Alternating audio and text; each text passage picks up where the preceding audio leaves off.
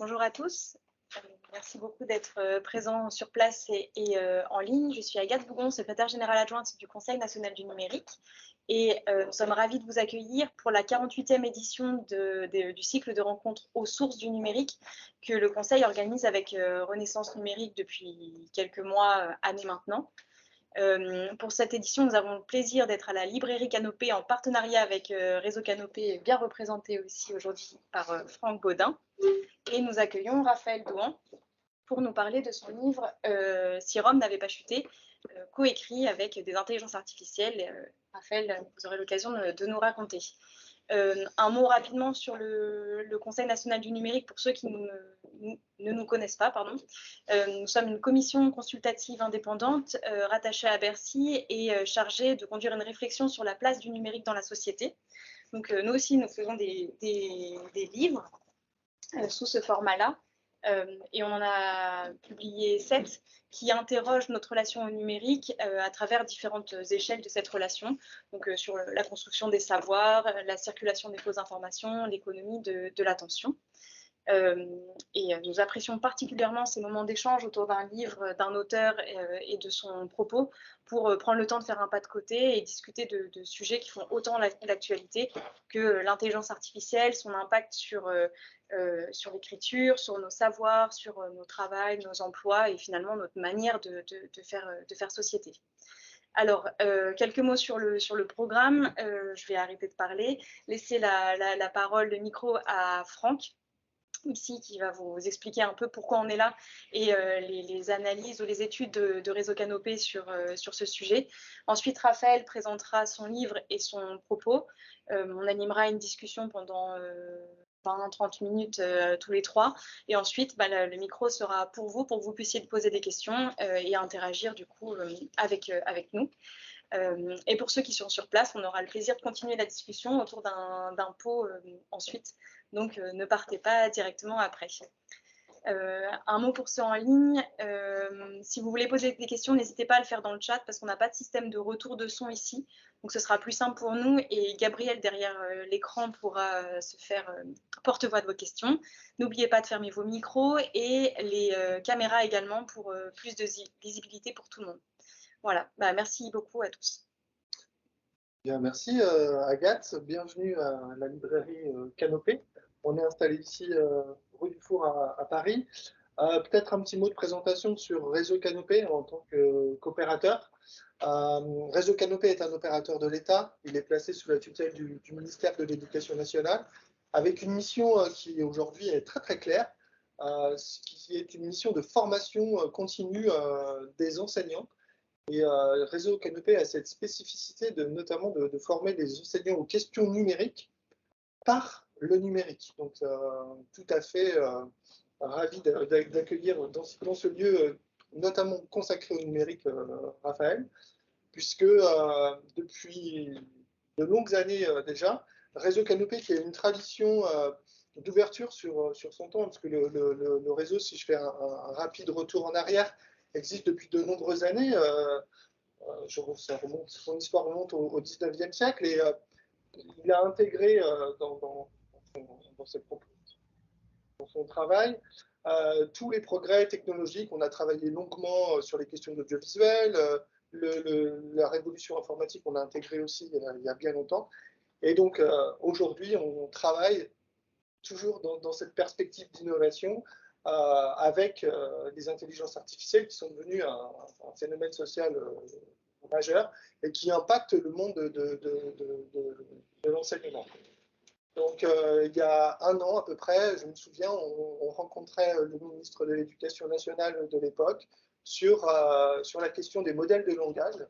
Et il fut question lors de cette rencontre, le ministre nous a rappelé qu'il était important d'accompagner et d'armer les enseignants autour de ces technologies parce qu'on était face à un progrès ou une évolution technologique qui allait impacter grandement le monde de l'éducation.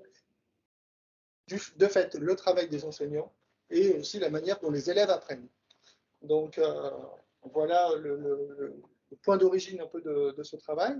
Et puis, depuis lors, Réseau Canopé met en place des formations sur le territoire, puisqu'on est organisé département par département. Dans tous les départements, on retrouve des ateliers Canopé avec des formateurs qui accompagnent localement les enseignants, et puis une offre de formation aussi accessible en ligne. Et parmi ces offres de formation, on a des formations qui ont un trait à l'intelligence artificielle. Donc on travaille sur les questions de prompting, comment en fait des enseignants peuvent interagir avec des machines pour avoir avec eux ou à côté d'eux des assistants dans la manière de concevoir et de produire des séances pédagogiques, parfois de différencier aussi le travail avec les élèves. Et puis, on travaille aussi à expliquer comment fonctionnent les intelligences artificielles, comment on peut les intégrer dans un travail de classe et comment aussi il est utile de former nos futurs citoyens, donc les élèves d'aujourd'hui, dans un monde qui est en complet bouleversement et dans lequel, en tout cas, l'intelligence artificielle a une part de plus en plus grande. Donc aujourd'hui, si vous voulez retrouver ces contenus de formation, il y a le site réseaucanopé.fr et notamment, vous allez retrouver des podcasts sur la question, vous allez retrouver des capsules vidéo sur la question, et puis ensuite, en territoire, des temps de formation qui sont assurés auprès des enseignants. Donc, voilà un petit peu la manière dont Réseau Canopé travaille sur les questions numériques et sur l'intelligence artificielle en particulier. Merci beaucoup. Raphaël, est-ce que vous pouvez nous expliquer déjà qui vous êtes, pourquoi vous avez choisi de travailler sur ce sujet et puis raconter un peu le livre, comment vous avez travaillé, ce que vous en retenez? Très bien. D'abord, je veux vous remercier à tous pour votre présence et en particulier au Conseil national du numérique et au Réseau Canopé pour votre invitation conjointe qui me fait très plaisir et m'honore beaucoup. Alors, d'abord pour vous dire un peu d'où je viens et qui je suis, parce que ça explique pourquoi j'ai fait ce livre. Je viens d'une formation qui n'a vraiment rien à voir avec l'intelligence artificielle sur le papier, puisque j'ai fait des lettres classiques. J'ai fait du latin et du grec. Et en fait, paradoxalement, c'est par le biais de ces études classiques que j'en suis venu à être fasciné par les grands modèles de langage. Il y a 2 ans maintenant, j'ai découvert que sur le site d'OpenAI, donc c'était bien avant ChatGPT, hein, c'était avant que ChatGPT ne soit publié et devienne le phénomène qu'on connaît aujourd'hui. Il y avait déjà sur le site donc, de la société OpenAI, qui est le créateur de ChatGPT, un outil qu'ils appelaient le Playground, où on pouvait tester leurs précédents modèles de langage. Et à l'époque, ce n'était pas du tout l'interface de discussion, de conversation comme il y a pour ChatGPT. C'était en fait le modèle brut de ce que c'est qu'un modèle de langage, c'est-à-dire c'est un outil qui complète du texte. Et donc on pouvait mettre du début de texte et puis ça finissait le texte. Et je me souviens qu'au tout début, ils avaient mis un système de présélection où on pouvait en fait choisir parmi un menu déroulant le début de texte qu'on voulait, en fonction de si on voulait rédiger un essai, si on voulait rédiger une recette de cuisine, etc. Et je me souviens qu'au tout début, je croyais que on pouvait faire que ces 4 ou 5 options. Et je me disais déjà que c'était quand même assez fort de pouvoir avoir un ordinateur qui arrive à synthétiser un essai ou une recette de cuisine comme ça à volonté.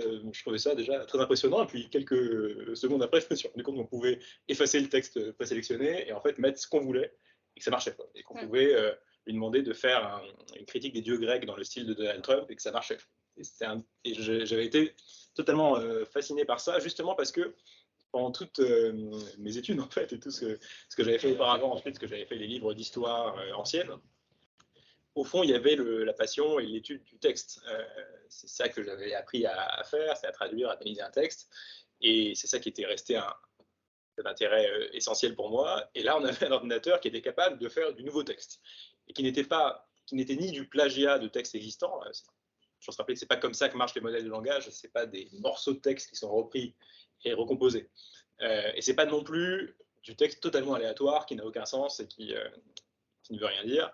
C'est quelque chose qui, certes, on en reparlera, a beaucoup de failles et de limites, mais enfin qui fait un texte relativement cohérent, qui ressemble à ce qu'on a demandé et qui est extrêmement polyvalent et adaptable. Et donc, pour moi, c'est vraiment une sorte de révolution quasiment dans l'histoire en fait du rapport à l'écrit, où il y a eu l'invention de l'écriture évidemment, ensuite l'invention de l'imprimerie, en termes d'événements majeurs de notre rapport au texte. Mais je pense que Après, le seul événement, enfin, en termes de hiérarchie, d'importance historique, il y a l'invention des modèles de langage, parce que dans le rapport qu'on a au texte, je ne vois pas d'événement qui crée une rupture aussi importante. Là, pour la première fois, on peut lire des textes qui n'ont pas été écrits par quelqu'un, enfin, par un être humain, et qui veulent dire quelque chose pourtant.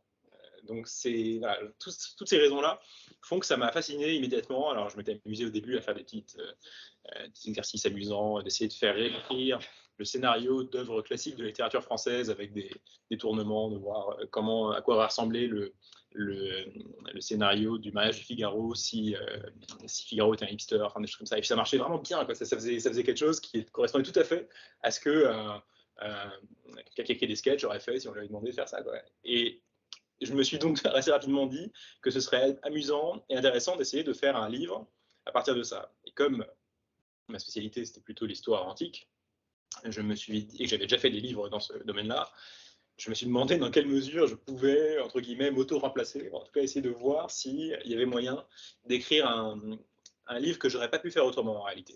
En fait, quand je dis auto-remplacer, c'est plutôt une boutade, parce que justement, l'intérêt de la chose me paraissait pas être de faire ce que je faisais auparavant à la main et de le faire par une machine, mais plutôt de faire avec une machine des choses que je n'aurais pas imaginé faire autrement, et d'essayer de découvrir ce que ça pouvait donner quand on travaillait avec ce nouvel outil. Un des principaux problèmes des modèles de langage, je l'ai évoqué tout à l'heure, c'est donc que par leur structure même, ils n'ont aucune manière de vérifier la réalité de ce qu'ils disent et la véracité de ce qu'ils disent. C'est logique parce qu'en fait, vous savez comment ça marche, ça ne fait que prédire le mot suivant à partir des mots précédents, sur la base d'une quantité énorme de paramètres. Et ces paramètres ont été entraînés grâce à une base de données d'entraînement initiale. Mais pendant le moment, on appelle d'inférence, mais le moment où il génère le texte, il n'a plus de rapport avec cette base de données. En fait. Il n'a plus cherché du tout, il n'a pas d'accès aux données initiales, il ne va pas sur Internet pour aller, ou dans une mémoire pour aller chercher des textes et des informations. Non, il ne fait que activer tous ces paramètres pour prédire le mot suivant les uns par les autres. Et donc, en fait, ça fait une machine qui est plutôt conçue pour produire du vraisemblable que pour produire du vrai. Parce que, forcément, il apprend que si on voit très souvent que Marignan, c'est 1515, comme c'est probablement le cas sur Internet, on doit voir beaucoup cette phrase-là. Il va sans doute savoir que si on lui demande quelle est la date de la bataille de Marignan, la date de Marignan, c'est 1515. Mais ça marche parce que justement, cet événement-là, cette information-là, elle revient très souvent et donc elle a été imprimée, si on peut dire, de manière plus forte dans les paramètres. Pour des faits, des informations plus cachées, en tout cas moins universellement connues, disons, ou qui seraient aussi plus débattables, ou plus complexes, ou présentées d'une manière différente, tout simplement. Forcément, le système de prédiction du mot suivant marche beaucoup moins bien et peut donner lieu donc à quelque chose qui sera sans doute vraisemblable, auquel ça va ressembler, oui, ce serait ce que quelqu'un qui connaît vaguement le sujet pourrait dire, mais c'est peut-être pas vrai. Évidemment, pour faire un livre d'histoire, c'était embêtant parce que l'histoire ne peut pas se contenter de faire du vraisemblable et qu'on ne peut pas se permettre d'avoir des inventions et des erreurs et de faux personnages à chaque page. Mais en revanche, cette particularité des modèles de langage, ce qu'on appelle parfois des hallucinations, me paraissait assez intéressante pour un genre spécifique qui a trait à l'histoire, qui est l'Uchronie. Donc d'imaginer ce qui serait passé si l'histoire avait justement été différente de ce qu'elle a été, en changeant un événement, un paramètre dans le fil de l'histoire, et en essayant d'imaginer ce qui se serait produit si cet événement avait changé. Et là, tout d'un coup, la capacité du modèle à imaginer des choses qui ne se sont pas passées devient un atout, et c'était un peu par une prise de judo que j'ai voulu renverser donc, cet inconvénient en avantage. Et donc, je suis parti dans l'idée d'essayer de faire une uchronie sur l'Empire romain, et comme il s'agissait d'utiliser la technologie, je me suis dit, on va faire un livre qui parle de technologie dans cette uchronie. Et donc, imaginez ce qui serait passé si l'Empire romain avait connu une révolution industrielle et avait eu accès à des technologies que nous, on a connues à partir du XVIIIe siècle. Alors, il se trouve que il y avait un point de départ qui était assez intéressant pour ça, c'est que les Grecs, enfin, c'était à l'époque romaine, mais un savant grec avait inventé l'éolipile, qui était une sorte de machine à vapeur primitive. En tout cas, c'était un petit gadget qui permettait de faire tourner une sphère sur elle-même grâce à l'énergie de la vapeur. Et donc, c'était assez intéressant, ça c'était un fait réel, hein, pas inventé par intelligence artificielle, d'imaginer ce qui serait passé si, au lieu d'être un pur gadget qui n'avait en fait pas la capacité mécanique de produire un travail utile, d'imaginer ce qui serait passé si cette machine avait effectivement été une vraie machine à vapeur. Elle avait été aussi efficace que celle de Watt et celle de la fin du XVIIIe siècle. Et ensuite, de dérouler ce qui aurait pu se passer donc, dans cet empire romain qui découvrait, sous le règne de Néron, la machine à vapeur. Et j'ai procédé en fait, en travaillant de concert avec l'intelligence artificielle. Alors à l'époque, c'était justement donc, pas encore ChatGPT, c'était la version d'avant. ChatGPT, il y a deux versions qui sont actuellement en vigueur. Il y en a une qui est accessible gratuitement, qui est en fait, GPT 3.5, et la version payante qui est GPT 4. Mais à l'époque, c'était GPT 3 que j'utilisais, et qui avait d'ailleurs, en fait, alors qui était un peu moins cohérent, il y avait un raisonnement moins structuré que les versions suivantes, mais qui avait l'avantage d'avoir aussi été moins spécifiquement entraîné à être un agent conversationnel pour être un assistant dans ChatGPT. Et donc, il était un peu plus malléable pour en faire du pastiche en réalité, pour faire des textes et le guider là où je voulais aller dans l'histoire et le style que je voulais lui donner. Donc voilà, ce que j'ai fait, c'est que j'ai demandé d'abord des idées un peu en vrac de ce qui serait passé dans cet empire romain alternatif. Puis au fur et à mesure, j'ai structuré ça. Je lui ai demandé parfois d'ailleurs de m'aider à structurer. Et puis ensuite, je suis allé de plus en plus dans le détail, en imaginant, d'accord, admettons que Néron se prend de passion pour la machine à vapeur, ce qui n'était pas absurde puisqu'il était très technophile en réalité. Dans quoi il l'aurait fait appliquer d'abord, etc. Et ensuite de lui demander, en allant de plus en plus loin en fait dans la précision, de rédiger des narrations, des paragraphes narratifs qui essayent de décrire ce qui se serait passé. Alors, c'est un travail qui demande beaucoup de générations successives avant d'en retenir une. C'est un peu comme je compare ça à un réalisateur de cinéma qui ferait beaucoup de prises avant, sur la table de montage, en fait, de se retenir qu'une seule. Là, c'est un peu pareil. En faisant beaucoup générer à l'IA de choses qui sont souvent pas très intéressantes, jusqu'à trouver quelque chose qui, tiens, là, me paraît plutôt pertinent, plutôt singulier ou original, et de le retenir, quitte à le modifier un peu. Vous avez la moyenne du nombre de... Je pense qu'il y a bien au moins une cinquantaine de générations par paragraphe, quelque chose comme ça. Et parce que c'est donc très granulaire, en fait. Il ne s'agit vraiment pas d'appuyer sur un bouton et d'avoir tout le livre qui s'écrit automatiquement. Et ensuite, j'ai fait deux choses. J'avais d'abord un travail de couture de tous ces morceaux les uns avec les autres pour qu'il y ait une cohérence d'ensemble. Parce que une des grosses limites des modèles actuels, c'est qu'ils ont une fenêtre de contexte, donc le nombre de mots en fait, qu'on peut lui donner en entrée et le nombre de mots qu'il peut lui-même produire en sortie est assez limité. Alors, ça commence à changer un peu, mais surtout avec GPT-3, on ne pouvait pas avoir en fait, de texte très long, c'était 4-5 paragraphes maximum qu'on pouvait générer, et même le prompt, donc on parlait tout à l'heure, la consigne qu'on lui donne en entrée, elle ne pouvait pas non plus faire une dizaine de pages. Donc ça obligeait à faire des petits paragraphes et surtout, ça impliquait que le modèle lui-même n'a pas vraiment de vision d'ensemble quand il écrit. En fait, il ne voit que le passage précis. Alors je lui donne des indications qu'il s'agit d'écrire un livre d'Uchronie sur ce thème, mais enfin, pour qu'il sache que là, il faut faire le paragraphe précis que je veux, il fallait lui redonner un contexte, mais lui, il ne voyait pas le livre entier, jamais. Et ensuite, donc, une fois ce travail de couture réalisé, de retouche pour qu'il n'y ait pas trop de redondance, etc., tout en gardant quand même un peu l'esprit et le style de l'IA, enfin, je ne voulais pas trop modifier ça, juste le lisser pour que ce soit logique à lire. Après, je me suis mis au travail manuel, disons, d'écriture, où j'ai, là, sans IA, commenté. Donc, à chaque chapitre, en fait, je commente ce qu'imagine l'intelligence artificielle pour voir si c'est d'abord crédible ou vraisemblable d'un point de vue historique. Est-ce qu'on aurait pu imaginer que ça se serait passé comme ça? Est-ce que moi, j'aurais pu imaginer d'ailleurs autrement? Et puis aussi, simplement, que ce que dit l'IA est intéressant sur un aspect de la société antique, et donc de développer des choses que j'ai envie de dire aussi sur cet aspect-là, et comme ça, en fait, de servir de ce que produit l'IA comme un point de départ pour une réflexion historique plus classique sur Rome et l'Empire romain. Et donc voilà, ce livre finalement devient une sorte quasiment de dialogue où il y a une partie narrative écrite avec l'IA et qui est réfléchie et rédigée dans cette relation avec l'IA, et puis après un commentaire fait par moi-même de ce que produisait l'IA. Donc voilà un peu comment ça s'est créé, et j'ajoute que j'ai aussi illustré le livre de manière assez riche, avec beaucoup d'illustrations qui ont été générées également par IA. On pourra peut-être reparler de la manière dont j'ai procédé. L'idée étant de donner des fenêtres un peu sur ce monde-là, et notamment, une des choses qui m'a le plus amusé, c'était de faire générer de faux objets archéologiques, comme si c'était des photographies de musées, mais d'un ordinateur du IIe siècle après Jésus-Christ, tout roulé, comme s'il était conservé au British Museum. Et c'est des choses pour lesquelles les modèles de synthèse d'image marchent très bien, en fait, pour faire donner l'impression que c'est des photos de catalogue de musées.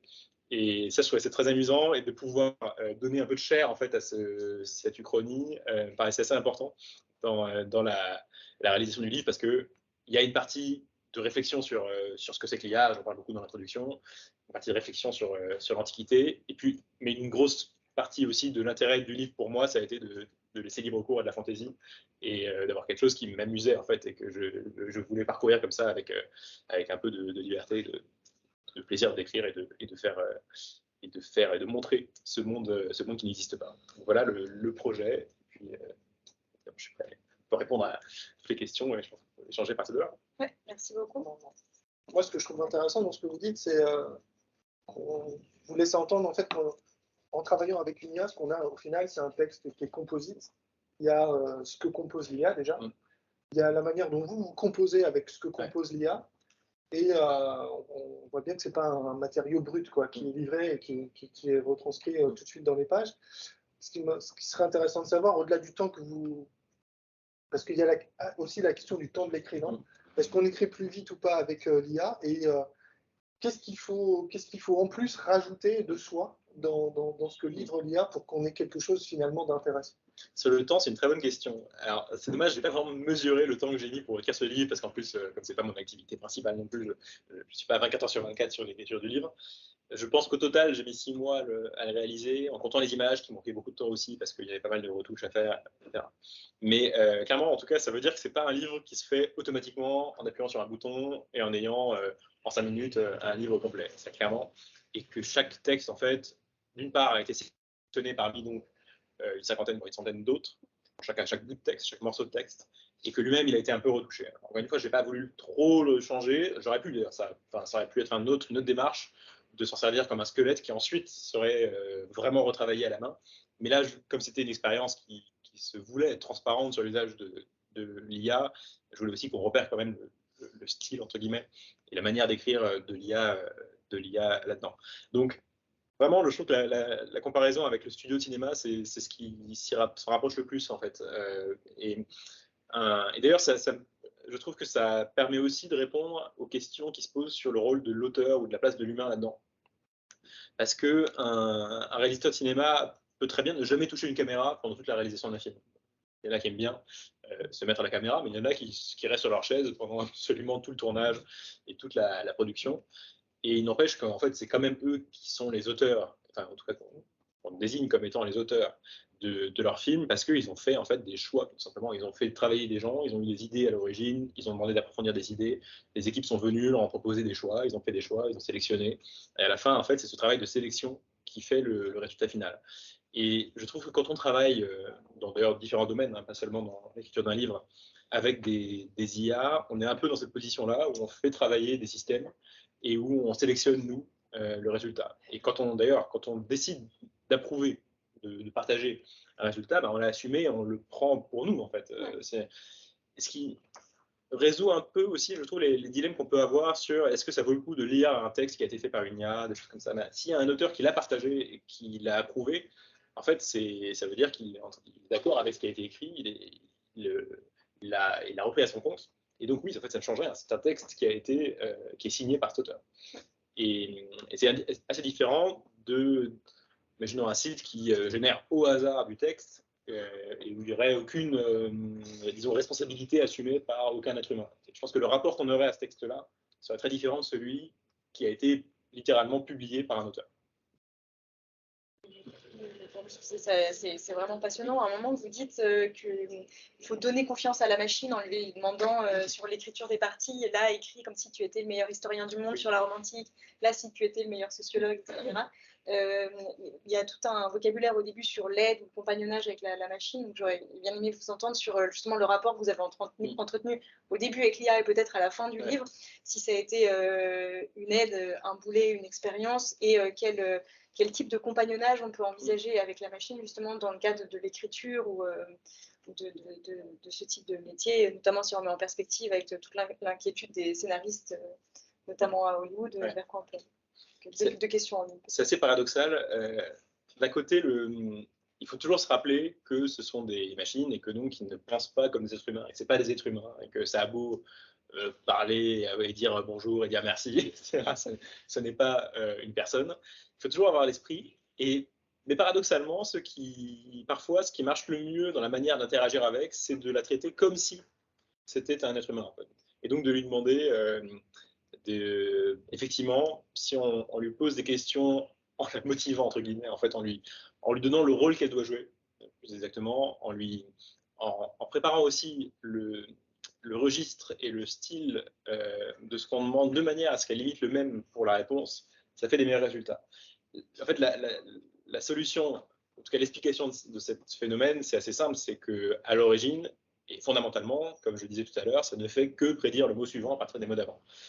Et donc, forcément, si on fait un prompt qui parle comme un grand historien, ou qui évoque un grand historien, ou qui prend un vocabulaire élaboré, sophistiqué, et des questions assez complexes et subtiles, la réponse a plus de chances d'être également complexe, subtile, de ressembler à celle qu'aurait fait un meilleur historien.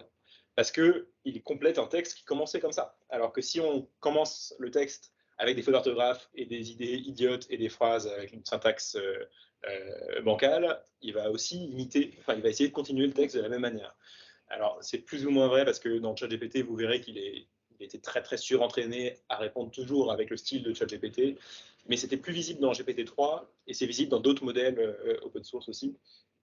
Quand on fait un prompt, en fait, on ne fait que lui donner le début d'un texte qui va continuer. Forcément, la manière d'écrire ce prompt joue beaucoup sur le résultat. Donc, ce qui fait qu'à la fin, tout en fonctionnant de manière extrêmement différente d'un être humain, si on lui parle comme on parlerait en fait à un interlocuteur, parfois ça a des bons résultats parce que il est entraîné sur du texte humain et donc il sait que en général commencer une conversation comme ça fait finir une conversation de la même manière. C'est paradoxal, mais c'est comme ça qu'il faut garder les deux à l'esprit. J'ai envie de rebondir sur cette question parce qu'on parle du style aussi. Là.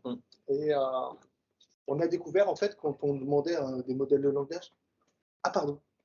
Allez-y. Non, j'ai cru que vous m'aviez vu, excusez-moi, mais je ne sais pas, on a finissé, puis j'allais poser la question du style, parce que c'est vrai que quand on demande à un modèle de langage type ChatGPT écrit à la manière de, parfois ça fonctionne, parfois ça ne marche pas bien.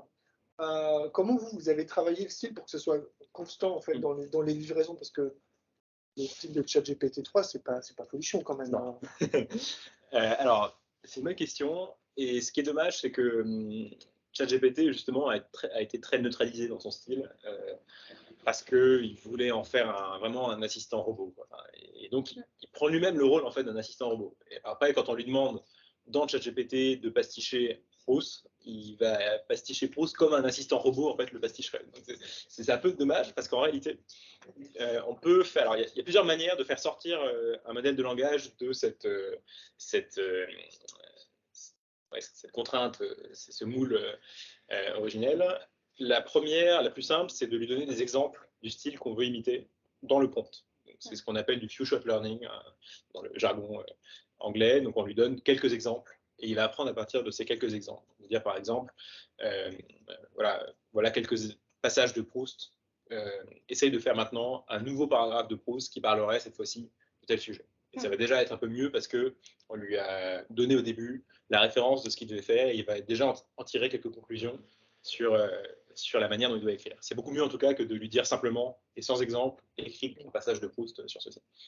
La manière la plus approfondie, mais qui demande un peu plus de travail pour le faire, c'est de réaliser ce qu'on appelle un fine-tune, donc une personnalisation, un réglage fin du modèle de base. Donc c'est possible avec ChatGPT, c'est possible avec des modèles ouverts également. Et dans ce cas-là, on lui prépare en fait un plus grand ensemble d'exemples qui sont à chaque fois, par exemple pour Proust, et je l'ai fait d'ailleurs, c'était assez amusant, de prendre des passages de Proust et d'imaginer le prompt qui aurait donné ce passage. Donc ça pourrait être écrit un passage de Proust qui parle de Swann qui va entre deux, et ensuite on met le passage. Vous avez réussi à aller... Et donc on en fait une cinquantaine comme ça, et puis à la fin on le réentraîne sur ce modèle. Donc il y a un système pour réentraîner le modèle, et donc ça donne un nouveau ChatGPT qui lui a subi donc l'entraînement initial de ChatGPT, qui a subi ensuite la partie de renforcement par apprentissage humain que fait ChatGPT, où ils lui disent ça c'est bien, ça c'est pas bien, etc. Et là on surajoute une couche, donc encore plus spécifique, sur un ensemble de données plus petits, sur Proust. Et là, ça marche vraiment bien. Ça fait des textes où on n'a plus du tout le style de ChatGPT, et où ça ressemble pas mal à Proust dans ses mauvais jours, disons. Mais en tout cas, ça ressemble beaucoup plus à du Proust que ce qu'on peut avoir de manière brute dans ChatGPT. Donc c'est intéressant. C'est aussi un peu moins cohérent du point de vue du contenu, mais la texture de la phrase ressemblera vraiment beaucoup plus au style de l'auteur qu'on cherche à imiter. Donc ça, c'est intéressant parce qu'on peut en faire beaucoup de choses. Alors, dans le livre, j'en ai pas encore vraiment accès à ce genre de personnalisation poussée de ChatGPT, donc je me suis beaucoup servi de la première solution, de donner des exemples de style pour le suivre. Et je le fais notamment parce que dans le livre, je m'amuse à faire des faux documents, donc des faux passages de Pétrone, des fausses lettres Sénèque, des choses comme ça. Et à chaque fois, je lui donnais donc des références pour qu'il sache à quoi ressemble un passage de Satyricon et qu'il puisse imaginer suite de cette manière. Mais c'est intéressant parce que ça veut dire que, par exemple, si vous avez besoin dans votre travail, même pour votre loisir, voir quelqu'un, un modèle réalise à vous, vous pouvez marcher l'exemple de votre propre style et de le faire ensuite écrire comme vous écrivez d'habitude. Et ça marchera assez bien. En fait. Vous ne l'avez pas entraîné pour l'écriture du livre, d'écrire comme moi Et donc, non, parce qu'à l'époque, je n'avais pas encore accès à ce genre de système de personnalisation. Mais ça pourrait maintenant, effectivement, se faire intégralement. Je vous en prie, madame. Et pardon pour tout à l'heure. Non, du tout. Je vous remercie. Merci pour cette présentation et merci pour votre livre et votre expérience.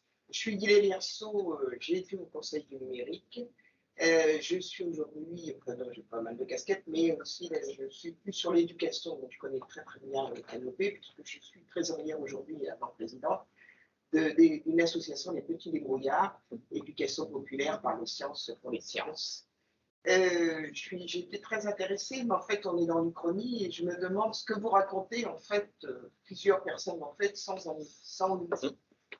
En tant que tel, sans ChatGPT. Mais je m'interroge parce que, est-ce que vous-même, ce qui m'a intéressé par rapport au titre, si Rome n'avait pas chuté, est-ce que nous n'allons pas chuter? Est-ce que vous êtes interrogé sur le fait on s'amuse, c'est ce que dans pas mal de réunions, on dit tout le monde s'amuse, parce que moi, je n'ai pas souhaité faire, je vous dis tout de suite avec ChatGPT, mais est-ce qu'on pense aux conséquences sociales, environnementales, de cet amusement pour certains, mais vous, je comprends, en même temps, c'est aussi par rapport à l'expérience et la science, et pour ça j'ai bien dit que j'ai fait sur l'éducation en sciences. Donc il est bien important de savoir comment ces appareils, ces logiciels, ces algorithmes répondent, puisqu'ils posent beaucoup de questions et que c'est notre monde. Mais je voudrais savoir quand même si par rapport à ça, vous vous interrogez, en dehors de l'aspect littéraire, vous vous interrogez sur toutes les conséquences que sont ces instruments. Ce n'est pas lié seulement à l'IA, hein, si c'est le, mais est-ce qu'on ne pourrait pas aussi, là c'est dans la question de l'esprit critique, du libre arbitre, c'est tous les biais, et d'interroger que chacune, puisqu'on sait que beaucoup de jeunes, beaucoup de personnes, beaucoup d'étudiants, entre guillemets, s'amusent justement, sans avoir l'idée de ce qu'il y a derrière, même si on me dit qu'il y a moins de mineurs et tout, sur ce que j'appelle sur l'esclavage moderne, mais aussi toutes les conséquences environnementales de ces besoins de données, d'informations. J'arrête là, j'ai été beaucoup trop long déjà. Non. Merci beaucoup. Je vous en prie, merci à vous. Effectivement, je ne sais pas si je l'ai dit. Ce sont des sujets évidemment auxquels j'ai réfléchi, dont je parle dans l'introduction du livre, où je fais une assez longue introduction sur les conséquences de l'intelligence artificielle sur la société en général. Alors il y a plusieurs choses. D'abord, J'avais aussi fait un article, un assez long article dans la revue Le Grand Continent avec un ami économiste qui est Antoine Lévy sur ce sujet. Alors, il y a des conséquences qui sont d'abord économiques, je pense, qui sont le fait que justement une grande partie de tâches qui auparavant étaient réservées à l'intelligence humaine peuvent être déléguées maintenant à la machine. Alors, ça a évidemment le risque ou l'angoisse principale, c'est que ça remplace donc des emplois et que ce soit des personnes qui soient affectées par des disparitions en fait, de métiers et d'activités. Alors, d'un autre côté, ça veut dire aussi qu'on est plus productif. Et il se trouve qu'il y avait une étude qui est intéressante qui avait été faite là-dessus, d'un point de vue environnemental. Si on a une tâche qui peut être faite plus rapidement par un modèle de langage, par exemple, que par un travailleur humain, en fait, le modèle de langage est beaucoup moins polluant que l'être humain, en réalité. C'est sûr. Typiquement, et même que les réseaux de neurones en général, puisqu'il s'agit de réseaux de neurones à l'origine, sont souvent en fait plus efficaces, en tout cas en plus de promesses que des algorithmes traditionnels, même d'un point de vue environnemental. Il n'y a pas longtemps, il y a eu un modèle de Google pour la prédiction météorologique et qui utilisait les réseaux de neurones. Et il est beaucoup plus rapide et beaucoup plus économe en fait en temps de calcul d'ordinateur que les modèles classiques qui demandent des très gros ordinateurs avec beaucoup de paramètres parce qu'ils essaient de prédire à la main, entre guillemets, toutes les relations logiques qu'il y a entre les phénomènes météorologiques, alors que le modèle de réseau de neurones ne fait que prendre en entrée plein de données météorologiques à un instant T, puis les données à un instant T dans la semaine d'après, et d'avoir calculé tout seul les paramètres qui lient l'un à l'autre, et puis comme ça, après, il refait les mêmes prédictions quand on lui demande. En fait, ça, c'est un travail qui est plus économe, en réalité, que le travail qu'on faisait auparavant. Et je pense que ça va s'appliquer à beaucoup de choses. Donc, sur l'aspect environnemental, évidemment, tout ça reste à approfondir sur la durée. On a du mal encore à avoir une visibilité totale. Mais en tout cas, je ne serais pas spécialement pessimiste là-dessus, parce que les avantages que ça permet et les accélérations que ça permet de faire sont vraiment, je pense, au moins aussi grandes que le coût que ça représente en termes d'ordinateurs qui tournent, en fait, pour résumer. Ensuite, sur l'aspect psychologique et éducatif. Alors, une grande menace que là, je pense que, enfin, je suis tout à fait d'accord avec ce que vous avez suggéré, c'est que, un peu comme la calculatrice, les élèves à l'école se disent à quoi ça sert que j'apprenne à écrire un texte ou à faire une dissertation ou à faire une rédaction ou à écrire des arguments, puisque de toute façon, moi dans la vie, j'utiliserai toujours ChatGPT pour faire. Et un peu comme il y a beaucoup d'élèves qui ont la flemme d'apprendre à faire une division parce qu'ils savent que de toute façon, j'avais une calculatrice, maintenant c'est dans mon téléphone, et j'aurais jamais besoin de faire à la main une division. Et ils ont raison, moi, je n'ai pas fait de division à la main depuis l'école. Mais ils ont raison sur le fait qu'ils n'en font plus. Et c'est possible qu'ils aient raison, qu'ils n'écriront plus jamais un texte eux-mêmes dans leur vie parce qu'ils auront accès à ça. Mais ça ne veut pas dire que dans leur développement personnel, dans leur développement cognitif, il n'est pas besoin à un moment quand même d'avoir appris à mettre sur le papier des arguments, parce que quand on apprend à écrire, on apprend à réfléchir et à argumenter et à être critique et à comprendre la logique qui relie des éléments dans une argumentation. Enfin bon, beaucoup de choses qui évidemment sont essentielles à tout le monde. Et si on passe outre cet apprentissage, parce qu'on a la facilité de pouvoir écrire directement des textes par des modèles de langage, on a un problème.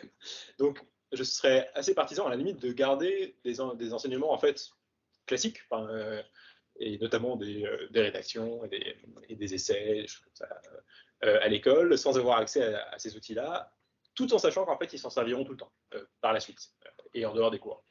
Donc, c'est un peu paradoxal, mais je pense que c'est nécessaire. Et au fond, c'est un peu comme dans notre vie physique. On fait du footing, on fait du sport, alors qu'on n'a plus besoin de faire d'exercice physique pour notre vie de tous les jours. Mais parce qu'on le fait, parce que c'est un exercice de santé. Et peut-être la même chose, des exercices de pensée qui seront en fait des exercices de santé pour être sûr de garder à jour notre capacité à raisonner. Donc ça, c'est peut-être Et la mémoire. Et la mémoire, absolument. C'est l'inquiétude qui me paraît la plus importante et qui nous demande de faire des choix, notamment dans l'école, les plus décisifs, en fait. Après, si on fait ça, ensuite, je suis plutôt optimiste sur le reste parce que je pense qu'on peut y gagner beaucoup et on pourra en parler après. Mais effectivement, ça, c'est crucial.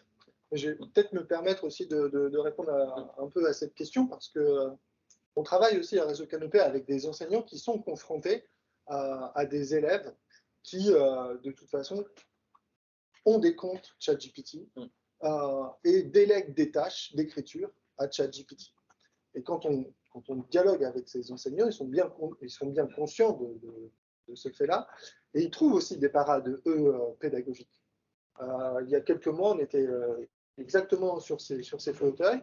On discutait avec une enseignante de philosophie de Montceau-les-Mines et un prof de lettres de l'Académie de Strasbourg. La première nous disait que justement, ce qui lui permettait d'évaluer ses élèves, c'était la tâche finale, donc ce qu'ils avaient produit. Pour certains, ils livraient des textes issus de ChatGPT, ce qui l'interrogeait, elle, dans sa posture d'enseignante de philosophie, parce qu'elle travaillait par capacité d'écriture, et aussi avec eux, les armer sur de raisonnement et de réflexion. Donc, telle parade elle trouve, en fait, elle travaille avec ses élèves sur des écrits intermédiaires, elle travaille énormément sur le brouillon, et elle met aussi ses élèves en concurrence avec les modèles de langage. Et en fait, ces élèves travaillent par groupe.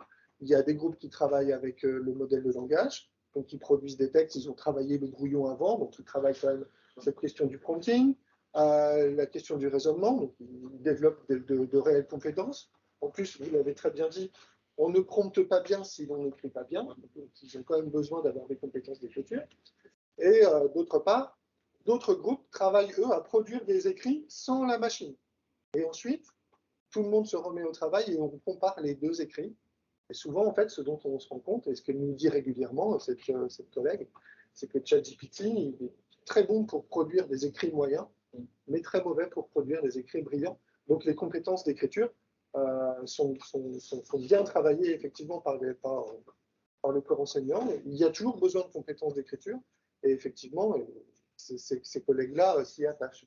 Et ce que nous disait le professeur de lettres aussi, c'est que pour déclencher l'acte d'écriture, il y a un ressort qui marche très bien, c'est la faculté de rendre, pour les élèves de se rendre compte qu'ils sont capables de le faire, de valoriser leur intelligence à eux. Donc effectivement, il y a des ressorts qui sont mis en marche. Donc je ne pense pas que ce soit l'humain contre la machine. Ces collègues-là, ils ont dû intégrer quelque chose qui a été théorisé par avec leur temps. Voilà. Et ils sont bien contents que le numérique, c'est à la fois le remède et le poison, et ils trouvent des parades. On revient sur une des questions qu'on avait identifiées en introduction, c'est comment apprendre à utiliser ces outils-là et à la fois des savoirs fondamentaux et de ce que ça peut changer dans l'école, que ce soit sur apprendre à prompter, apprendre aussi à différencier ou à être confronté à une production, qu'elle soit textuelle ou image réalisée avec l'intelligence artificielle. Là, le contrat de lecture, il est très clair dès l'introduction, mais en fait, qu'est-ce que ça peut changer sur aussi notre construction des savoirs et in fine, quel impact ça peut avoir sur la manière même d'envisager la classe. On voit que ce soit dans votre présentation du livre ou dans les exemples que tu cites, Franck, qu'on replace l'expérimentation finalement au cœur de l'échange entre les élèves et les professeurs et quel impact ça peut avoir. Je pense qu'en ce moment, alors ça vaut pour le temps scolaire, mais aussi pour la formation professionnelle, ou pour tout le monde en réalité, on est dans un moment qui est assez intéressant parce que justement, la priorité doit être donnée à l'exploration et aux expériences avec ces nouveaux outils.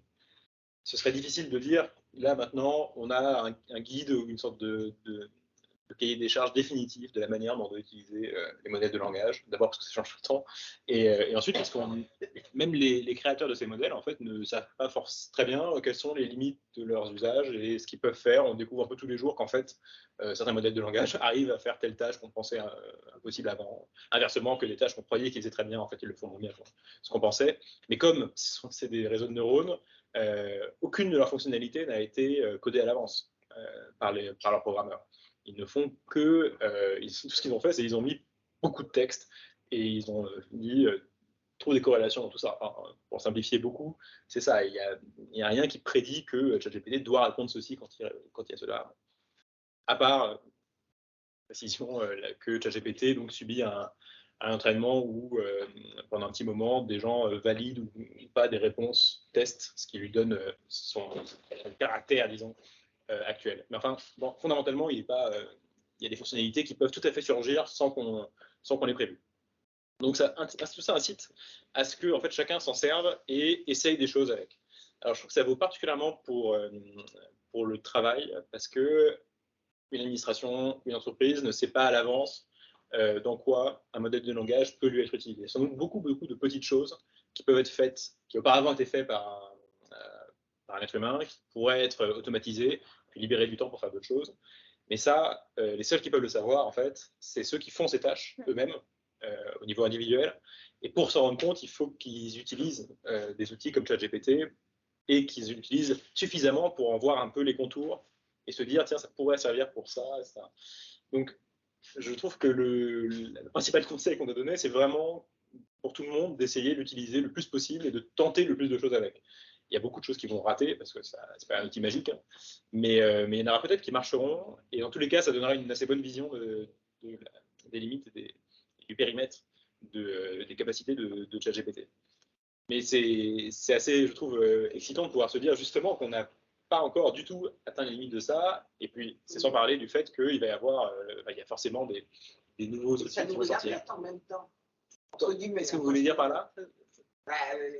Est-ce que vous suggérez qu'il faut justement nourrir, parce que vous dites d'essayer, ça veut dire nourrir, donc ça veut dire que ça va permettre de travailler sur les algorithmes, donc il faut aussi que ça peut être très bien, moi je n'ai pas d'avis en la matière, je ne suis pas assez spécialiste du sujet, mais de se dire quels sont les objectifs qu'on se donne par rapport à ça. De toute façon, on vit avec notre temps, de toute façon, il y a ces instruments, voilà. Mais ça n'empêche qu'on peut s'interroger sur, comme aujourd'hui, on va s'interroger sur l'électricité, il y en a qui veulent des énergies renouvelables, d'autres qui vont vouloir utiliser du nucléaire. Donc, on doit être à même de pouvoir s'interroger. Bien sûr. Vous dites utilisation, mais à quelle fin? C'est ça que je veux dire. Ah ben, naturellement, quand je dis qu'il faut expérimenter, c'est parce que précisément l'expérimentation permet de savoir de quoi il s'agit et de savoir quelles sont les limites et de comment on peut l'utiliser. Intelligemment, bien sûr. Enfin, il ne s'agit pas de dire que tout le monde doit l'utiliser pour tout le temps. Enfin, c'est précisément le but d'une phase exploratoire. C'est de savoir dans quelle mesure on peut l'utiliser, mais pour ça, encore faut-il que les gens s'y confrontent, parce que sinon, on ne peut pas savoir. Et on peut d'autant moins savoir, justement, que l'outil lui-même, ses contours n'en sont pas bien définis. Donc, il n'y a que par la pratique, en fait, que c'est purement empirique, la connaissance qu'on peut en avoir. Donc, c'est ça qui est intéressant. Et c'est pour ça que je recommande de l'utiliser. C'est pas par dogmatisme, ni pour dire qu'il se servira à tout. Au contraire, je pense que, un peu comme j'ai jeté 99% de ce qui a été généré pour chaque paragraphe, de la même manière, il y aura sans doute 80% des tâches où ça ne servira absolument à rien. Et si déjà 20% des tâches, ça peut être amélioré ou accéléré, je trouve que c'est un grand avantage. Après, il faut comparer bien sûr le temps qu'on met par rapport à la qualité de la production. Bon, il y a beaucoup de facteurs qui rentrent en compte. Mais dans tous les cas, pour savoir ça, il faut l'essayer. J'ajouterais peut-être 2 points. Le message qu'on porte au Conseil national du numérique, il est sur le besoin d'une culture numérique partagée aussi. Raphaël, en introduction, a rappelé quel outil, quel GPT il a utilisé, comment fonctionnent les modèles de langage, est-ce que c'est des bases de données qui sont ouvertes, est-ce qu'elles sont fermées, aussi par qui elles ont été créées. On a parlé d'OpenAI, il y a des enjeux derrière qui sont aussi culturels, linguistiques, de l'ordre des imaginaires, on y reviendra ensuite. Ah oui, par exemple, le français est très peu utilisé, donc il y a tout un tas de données qu'on peut travailler. Il y a ça, les modèles économiques derrière, donc c'est armer aussi l'utilisateur de la compréhension de l'environnement dans lequel on est baigné et qui encourage à soulever le chapeau finalement et être très vigilant face aux mots qu'on utilise. Quand on utilise le mot intelligence artificielle, on se dit waouh, qu'est-ce que c'est? Alors que quand on va parler de calcul computationnel, de probabilité, etc., on se rend compte assez rapidement que derrière, c'est des chiffres et des probas, si je dois simplifier à outrance. Donc ça, c'est vraiment... C'est ça que vous avez raison, ce sont des chiffres de toute façon. Et l'autre point qui va de pair avec l'expérimentation, c'est le besoin d'en parler. Et c'est pour ça qu'inviter Raphaël et être sur un échange aussi sur la méthode, c'est primordial, que ce soit au sein de la classe ou dans l'entreprise, pouvoir dire, bah tiens, on teste, on met l'outil au cœur, au centre de la table, et on est aujourd'hui, quel que soit nos niveaux de connaissance, un peu tous ignorants face à ce que cette machine-là peut faire et les autres outils aussi. Donc on se retrouve rapidement dans une situation assez égalitaire de discussion de tiens, si je fais ça, il se passe ça. Ah bah tiens, je l'analyse comme ça, bah moi j'aurais plutôt fait comme ça me fait ça aussi et ça nous fait ça en tant que collectif. Et ce débat-là, cette parole-là, c'est ce qui permet la conviction qu'on porte, c'est que c'est vraiment ça qui permet de sortir de la paralysie et de faire société différemment. Et du coup, ça rejoint aussi ma question sur ce que ça a fait à l'école aussi, ce que ça peut faire à la classe d'envisager ce dialogue à partir de l'expérimentation. Et c'est quelque part un renversement aussi de la position sachant, non sachant, même si c'est bien entendu l'enseignant qui reste garant des clés de compréhension qui sont partagées derrière. Ouais. Après, sur l'expérimentation en classe, il y a aussi un cadre qui est très clair, hein, qui est négocié avec, enfin, qui n'est pas négocié d'ailleurs, qui est défini par le ministère de l'Éducation nationale. Il y a une doctrine sur l'intelligence artificielle et le réseau Canopé s'inscrit tout à fait dans ce cadre-là. Mais sur ce que vous disiez, là, sur le fait d'expérimenter, on voit aussi que se confronter à la machine, c'est changer de point de vue aussi. Au départ, on a eu beaucoup d'enseignants qui nous sont tournés vers nous pour voir comment en fait on pouvait développer des compétences de prompting pour sortir des contenus. Donc, et c'est tout à fait pertinent dans un usage éducatif. Et puis aujourd'hui, on commence aussi à avoir des enseignants qui nous disent, ben, je l'utilise aussi comme un partenaire, justement dans la relation dialogique pour faire évoluer mes points de vue, pour apporter de la différenciation ou alors comment dire, pour rythmer différemment mes séances pédagogiques, etc. Donc ça, c'est des usages qui évoluent. Si on ne passe pas effectivement par une confrontation avec la machine, on ne va pas forcément nécessairement pouvoir les percevoir. Et d'ailleurs, pour un élève, il y a une dimension très intéressante à explorer là. Mais je vois qu'il y a au moins 2 questions dans la salle. Je ne sais pas qui a dégainé la question. Allez-y. Oui, moi je suis Marie-Caroline, je suis directrice générale de l'ONP. D'être intervenue.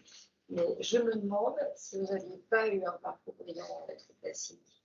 Vous êtes certainement diplômé, vous exprimez très bien, etc. Est-ce que si vous n'aviez pas eu cette capacité de langage extrêmement développée, de communication et ce rapport au texte, vous avez commencé par là, est-ce que vous seriez déjà aussi curieux et en confiance par rapport à cette machine?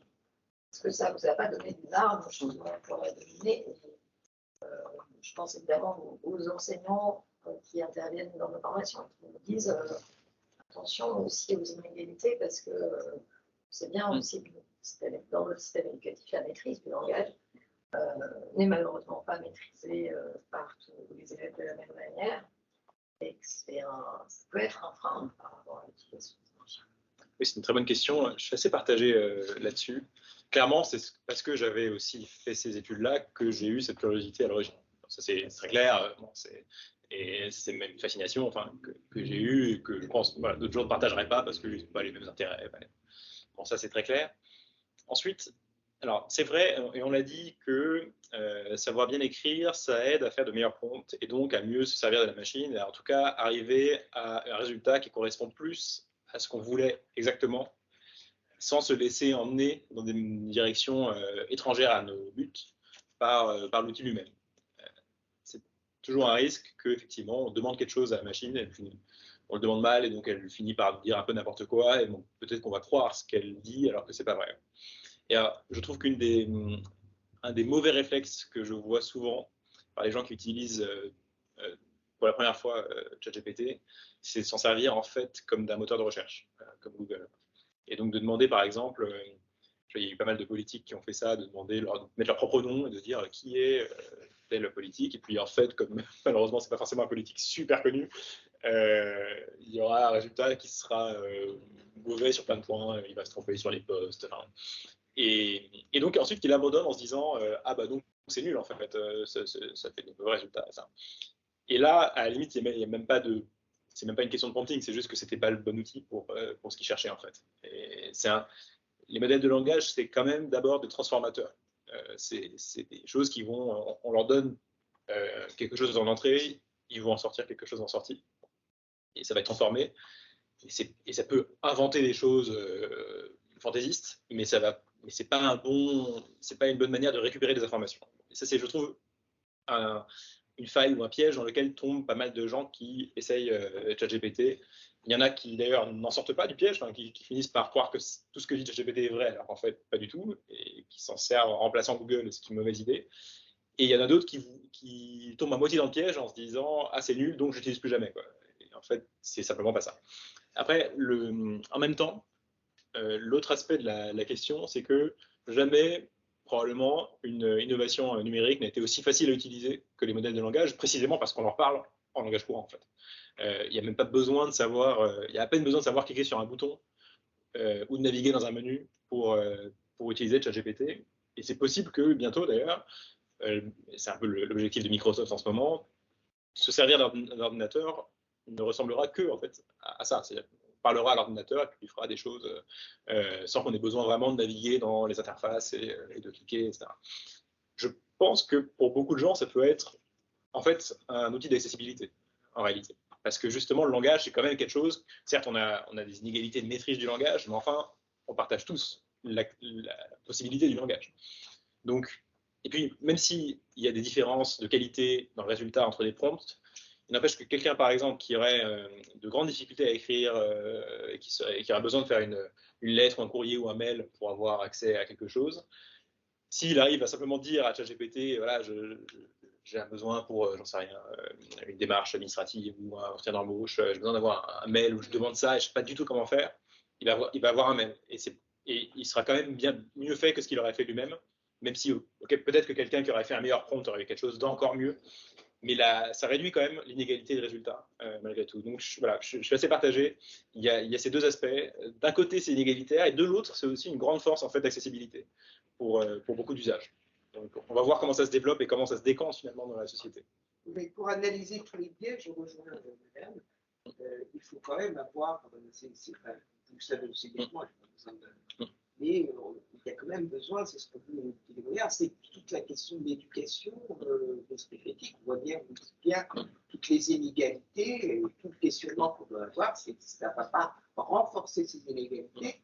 Vous avez l'air plus optimiste en disant, ça pourrait permettre, peut-être, c'est ce qu'on disait déjà sur le niveau public installé numérique, on avait dit que, vous vous souvenez, on était tous très enthousiastes, on dit ça va être formidable, bonne source, le partage, les communs. D'ailleurs, tout le vocabulaire est lié à cela. Je ne suis pas sûr qu'on ait réduit les inégalités, qu'on ait ceci. Alors, je ne sais pas, peut-être oui, entre d'un pays à un autre, mais c'est peut-être oui par rapport à certaines régions du monde qui maintenant ont tous ces outils. Je pourrais nous suivre sur les continents africains, mais dans un même pays, parlons de la France, est-ce que ça n'accroît pas les inégalités voilà. Vous voyez, moi aussi, je suis comme vous, je s'interroge. On va voir, c'est difficile à prédire.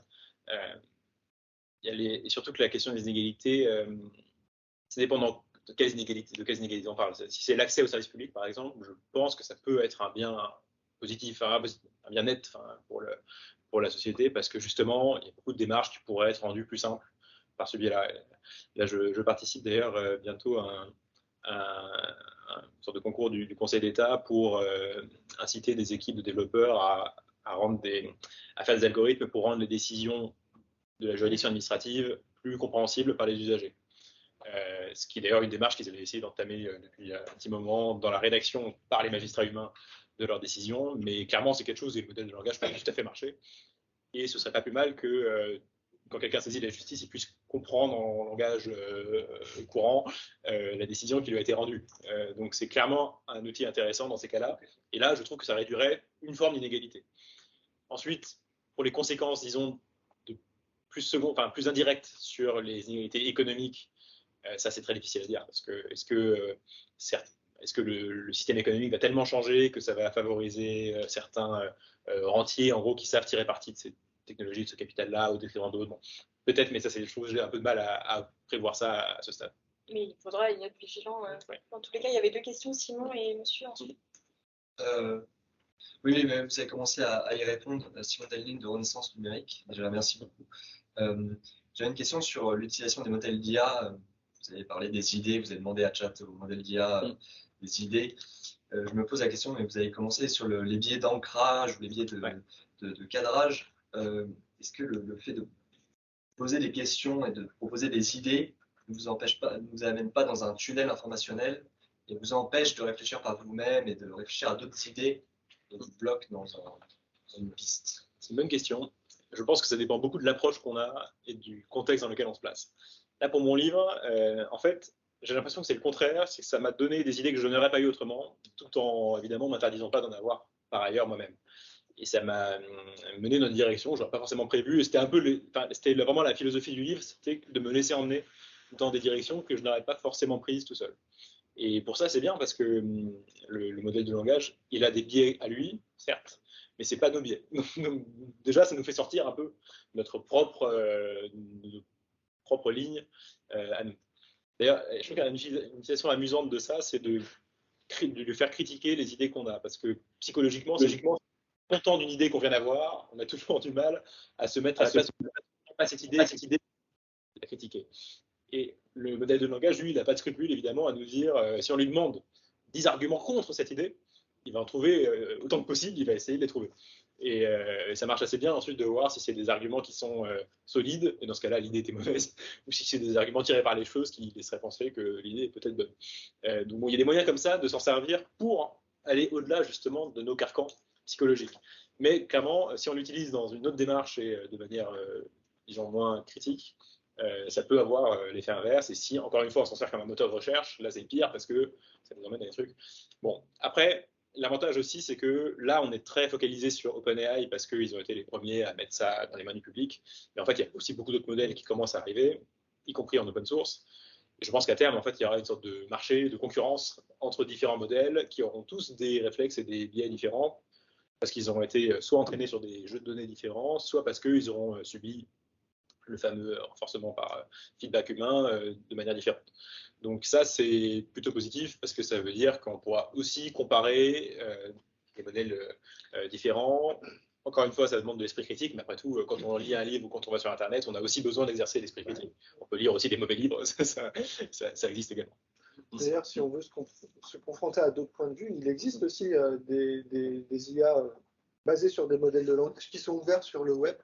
Sur les dernières versions de Perplexity.ai, je vous invite à aller le voir.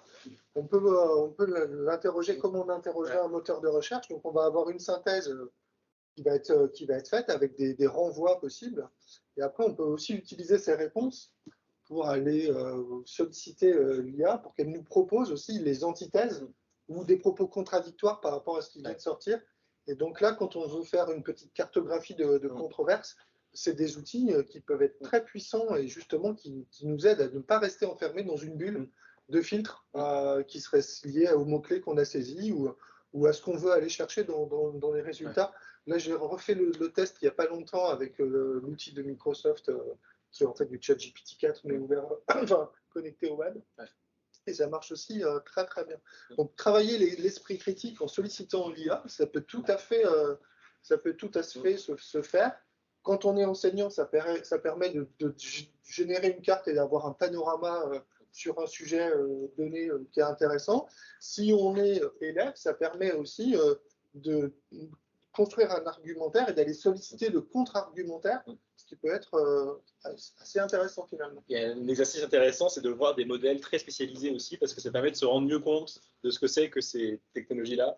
Il y a un chercheur français très, très intéressant qui s'appelle Pierre-Carl Langlais, qui a fait un modèle récemment qui s'appelle Monad GPT, qui est entraîné sur, alors c'est un modèle en open source, qui est entraîné sur un jeu de données du XVIIe siècle, de textes du XVIIe siècle français et anglais.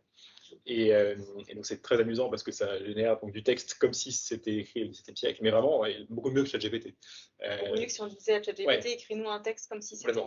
Et puis là, il le fait en plus avec l'orthographe. Ça s'appelle Monad GPT et c'est disponible sur Hugging Face, qui est la plateforme d'IA open source faite par des Français. Et donc qui ont pas mal de modèles ouverts. Et là, en l'occurrence, celui-là l'est. Et ce qui est amusant, il avait partagé récemment que sur le forum de cette plateforme, où on a accès à ce modèle MonaGPT, quelqu'un avait fait une plainte en disant ce modèle, je pensais que c'était un modèle ouvert, mais en réalité, c'est de la propagande catholique. Dès que je lui demande quelque chose, il commence à faire des tirades. Oui, voilà, c'est ça. Et donc, effectivement, bah, il reproduit des sortes de sermons de Bossuet, enfin, des choses comme ça. Et donc, dès qu'on lui demandait son avis sur quelque chose, notamment sur des questions sociétales, bah, il répond comme quelqu'un qui écrit au XVIIe siècle. Et donc, ils ont cru que c'était une sorte d'opération de l'extrême droite américaine. Alors qu'en fait, évidemment, c'était un modèle du XVIIe siècle, donc avec les biais de pensée du XVIIe siècle. Mais c'est intéressant parce que pour montrer justement à la fois les biais et un peu comment fonctionnent ces outils-là, et que en fait ces outils ne font que jouer des rôles en quelque sorte.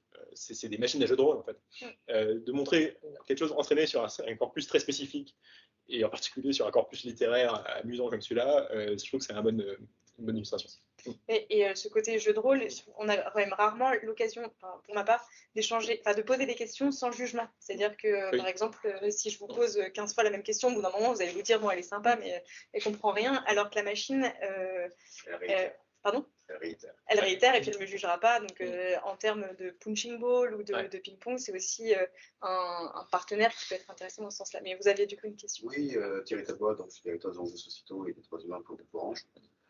Ça fait 5 ans ou 6 ans qu'on bosse sur les modèles de langage et qu'on regarde un peu dans l'entreprise comment on peut travailler ça de manière sérieuse. Donc nous, on essaie de limiter les hallucinations. C'est de faire des usages créatifs et de faire qu'on n'ait pas des valeurs moyennées en termes de retour et faire en sorte que ça soit quelque chose qui soit inclusif justement pour tous les salariés. Alors la bonne nouvelle, c'est qu'effectivement, quand on accompagne les salariés dans l'usage, c'est pour qu'ils en aient la maîtrise, ouvrir un capot, connaître un peu les biais, savoir que ça hallucine, savoir compter, savoir demander le descriptif du processus par lequel il va donner la réponse, enfin bon, tout un tas d'éléments. On arrive à des situations qui sont assez probantes sur le fait que en fait, ça réduit les inégalités entre différents acteurs dans l'entreprise, des gens qui sont moins formés, qui ont fait moins de cursus scolaire, genre Bac plus 5, Bac plus 6, Bac plus 7, finissent par avoir des résultats et des retours qui sont beaucoup plus proches que ce qui était avant, qui utilisent l'intelligence artificielle générative. C'est plutôt une bonne nouvelle, mais ça demande un vrai accompagnement par contre. Parce que si on laisse juste l'usage, et pas de maîtrise, juste l'usage, voilà, par contre, ça devient catastrophique. Et alors, si par contre on n'utilise pas, c'est encore pire, parce que là, on ne connaît pas, et donc là, on est soumis à tout ce qui peut être désinformation, rupture de l'esprit critique, etc. Donc, pour reprendre ce qui a été dit, oui, je pense que ça peut générer vraiment des vrais problèmes en termes de liberté d'expression à terme, parce qu'ils n'oseront pas, ou qu'ils ne sauront pas. Ils prendront expression, mais sur des bases qui sont totalement fausses. Alors, on ne parle pas du type parce qu'on peut rajouter tout ça. Mais oui, il y a un vrai risque là-dessus, et c'est un risque sur l'humanité, là, pour le coup, vraiment important. Et l'accompagnement, pas seulement de compte, mais de ce que sont les biais, comment le faire sortir, le faire remonter en abstraction, etc. Tout le monde peut le comprendre et avoir du coup la confiance derrière, ensuite de s'exercer, d'expérimenter en connaissance de cause. Et je pense que ça, c'est vraiment la clé. Alors, c'est vrai dans l'entreprise, je pense que c'est vrai à l'école. Et alors, il y a, pour moi, enfin, ma grosse bataille depuis 5 ans, c'est dans le cadre de collectifs, etc., au niveau international. C'est de dire, mais arrêtons de dire on fait un stop sur l'utilisation, de toute façon, elle est là. Mais par contre, formons les professeurs pour qu'ils soient les mieux amènent de pouvoir travailler avec les mômes pour que ça soit vraiment un support à l'esprit critique. Mais c'est vrai dans le domaine médical, je travaille avec la PHP, l'IA génératif peut vraiment aider sur plein de choses, même sur l'aide au diagnostic sur des choses non complexes, c'est bien complexe, ça a quand même des taux d'erreur de 5%, mais ça pourrait être vachement entre GPT 3.5 et 4, la différence ça n'est pas là. Mais pour autant, il faut qu'ils aient la maîtrise et la connaissance. Donc derrière, tout en gardant son expertise, parce que moi je vois à l'EPITA ou chez Schema par exemple, sur le code, maintenant, ils ont changé complètement leur façon de gérer l'apprentissage. C'est-à-dire qu'ils apprennent les frameworks de base Python aux étudiants, mais quand les étudiants savent maîtriser à peu près les frameworks de base, ils arrêtent d'en apprendre d'autres, ils apprennent l'IA générative qui va générer ces frameworks de base, puisque leur objectif maintenant, c'est de faire que les étudiants développent des logiciels beaucoup plus complexes. Et donc en fait, ils l'intègrent dans le processus d'apprentissage. Et je pense que c'est vraiment quelque chose qui a permis. Pour ça, il y a y a un vrai travail d'acculturation, voire de littératie sur le sujet. On ne l'est pas. Complètement d'accord. C'est vrai, et puis finalement, c'était un peu d'ailleurs la thèse qu'on avait eue avec Antoine Lévy dans l'article dont je parlais tout à l'heure dans le continent, c'est que c'est assez similaire à la révolution industrielle dans la mesure où, de même, les machines de la fin du XVIIIe siècle, début du XIXe siècle, il a fallu aussi former à s'en servir, et ça a, dans certains cas, réduit les inégalités de productivité entre des bons et des mauvais artisans, par exemple. Globalement, d'ailleurs, ça a plutôt réduit les inégalités dans la société à long terme. Mais c'est aussi, bien sûr, le risque des accidents de travail, de toutes les difficultés de formation qu'il y a eu ensuite. Et je trouve que tout ça, on va peut-être le revivre, en fait, mais pour les tâches cognitives, avec les modèles de langage et l'intelligence artificielle en général. Donc ça demande, comme vous le dites, pas mal de vigilance et de formation. Et je pense qu'on peut accompagner le plus possible. Mais il y a un chemin. Oui. C'est ça qui est intéressant. Tu voulais répondre, ça, il y a une question. Le chat a 2 questions. Posons les questions du chat. Alors, on a une première question d'Eliott Doré pour vous, Raphaël Doran. Pensez-vous que cet exercice avec l'IA générative a plutôt tendance à remplacer le travail créatif ou au contraire stimule l'esprit créatif et ouvre des nouvelles possibilités? Alors, réponse en 2 parties. La première, c'est que je trouve que ça stimule. Et ce sera globalement, je pense que c'est stimulant parce que d'abord, c'est un outil au sens où, en amont et en aval, il y a quand même toujours l'humain qui est là. Il y a quelqu'un qui a décidé de faire quelque chose, qui a eu une volonté de faire une création, et en aval, c'est lui qui a sélectionné, qui a assumé, qui a approuvé la création finale. Et entre les deux, évidemment, il peut se passer beaucoup de choses où l'humain agit également pour corriger, pour rechanger, pour régénérer. Donc en fait, il y a toujours cet aspect-là qui, lui, est irréductible. Ça ne peut pas se remplacer, par définition. Ensuite, il y a les outils plus spécifiques qui vont aider au processus créatif. Alors là, je pense que ça va être assez génial. Tout comme Photoshop, ça n'a pas remplacé les dessinateurs et les illustrateurs. Je pense que l'IA ne les remplacera pas non plus. Simplement, ça va changer leur méthode de travail. On commence à voir maintenant, parce que la génération d'images, aujourd'hui, ça repose sur du texte. On fait un prompt, ça produit une image et ça la produit en quelques dizaines de secondes. Et évidemment, ça permet déjà beaucoup de choses, mais on a un contrôle assez limité et il y a une grosse part d'aléatoire en fait, dans ce qu'on produit. Donc forcément, ça repose pour avoir ce qu'on veut. Il faut le faire générer plein de fois, et puis des fois, on n'arrive pas à ce qu'on veut exactement. Bon. Alors qu'on commence à avoir des optimisations de ces systèmes qui permettent, d'avoir de la génération très rapide, quasiment instantanée. Donc, vous appuyez sur un bouton, l'image apparaît. Et ensuite, des systèmes pour contrôler avec des images d'entrée et respecter en fait des lignes, par exemple, dans une image, ou des attitudes, ou des couleurs, et que l'image finale suive ça. Quand vous cumulez les deux, ça permet par exemple à un dessinateur de dessiner une esquisse et de voir en direct l'esquisse, enfin le résultat fini qui se met à jour au fur et à mesure.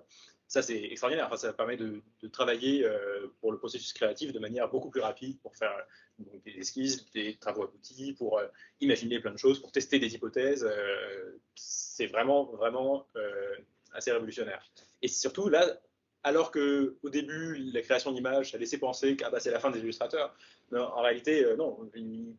Ils auront un nouveau pouvoir magique, quasiment, qui est de transformer leurs esquisses en dessins finaux, mais il n'empêche que leur valeur ajoutée, c'était pas seulement de savoir tenir un crayon, c'était d'avoir dans la tête ce que c'est qu'une bonne image et comment y arriver.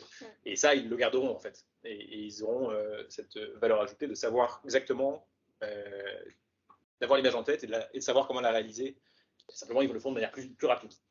Là, le seul bémol que j'apporterai à ça, c'est que dans la gestion d'une carrière ou la construction d'un parcours pour un artiste, ce sera plus difficile d'avoir accès à tous les boulots alimentaires qu'il pouvait faire aujourd'hui et qui servaient quand même à se construire et à avancer. Parce que, je sais pas, pour reprendre l'exemple des illustrateurs, si avant ils arrivaient à vivre parce qu'ils faisaient beaucoup de petites illustrations pour des sites internet, pour des romans auto-édités, des choses comme ça, ça va être plus dur à trouver parce qu'évidemment, quelqu'un qui fait auto-éditer son roman sur Amazon, il va plutôt le faire parmi une journée d'illustration que de payer 1 000 € un artiste.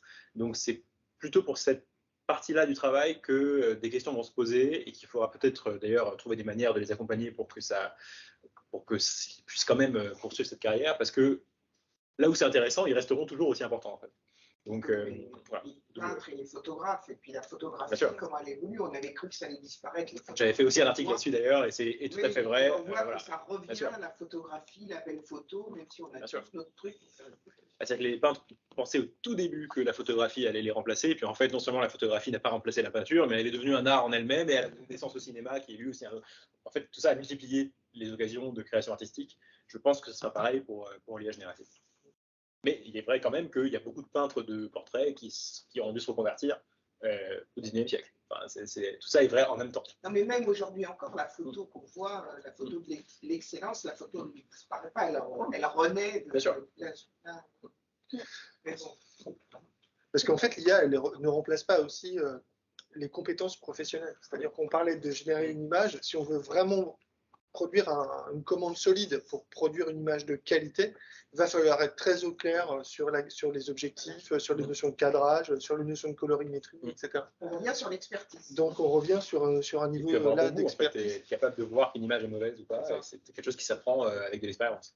Puis après, il y a aussi un petit, moi ce que je note quand même, je ne sais pas si vous faites la même analyse, mais dans les interfaces d'IA, il y a un travail assez subtil qui est fait, qui fait que quand on prompte, on est suspendu au résultat, et ça stimule aussi un petit peu la créativité. Avec ChatGPT, on a l'impression que la machine réfléchit parce que les mots se dessinent au fur et à mesure. Donc on est un peu comme ça en suspens. Il y a un effet de surprise qui peut être stimulant. C'est vrai. Et du coup, ça nous ramène aussi à une question qu'on se posait avec Agathe, c'est qu'on a l'impression quand c'est comme ça que la machine réfléchit à notre place, et on se posait la question, et on voulait vous poser la question de savoir si l'intelligence artificielle ne nous oblige pas ou nous invite pas à réfléchir même à notre propre intelligence, qu'est-ce qui la constitue en fait. Oui, c'est amusant parce que ça permet de se demander, quand on voit l'efficacité des modèles de langage pour produire des raisonnements, pour parler comme un humain, etc., certains se sont demandé si finalement notre cerveau il ne faisait pas lui aussi que prédire des mots les uns après les autres. Alors, et pardon ? Les neurones, c'est quand même. Alors, évidemment, à l'origine, il y a le réseau de neurones qui lui-même est une imitation. Bon, après, le principe du réseau de neurones est imiter des neurones. Tout le reste, c'est quand même beaucoup éloigné de la manière dont les neurones fonctionnent littéralement. Mais donc, on peut se demander un peu si nous-mêmes, finalement, nous n'avons pas aussi une sorte de production réflexe de mots.